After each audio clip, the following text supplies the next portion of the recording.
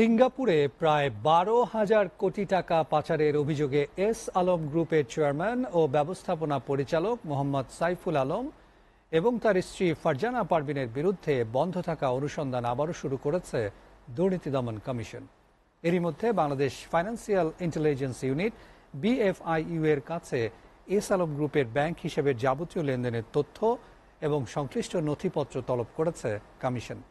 দুদক সূত্রে জানায়, গত বছর আগস্টে এস আলমের অর্থ পাচারের অভিযোগে অনুসন্ধান শুরু করেছিল দুদক, কিন্তু উচ্চ আদালতের এক আদেশের পর অনুসন্ধানটি বন্ধ রাখা হয়। আপিল বিভাগের পর্যবেক্ষণের পর পুনরায় অনুসন্ধান শুরু করা হয়েছে। দুদকের এক কর্মকর্তা গণমাধ্যমকে বলেছেন, সরকার পরিবর্তনের পর গত রোববার আপিল বিভাগের একটি আদেশের কপি পায় দুদক। সেখানে অনুসন্ধান চালিয়ে যাওয়ার কথা বলা হয়।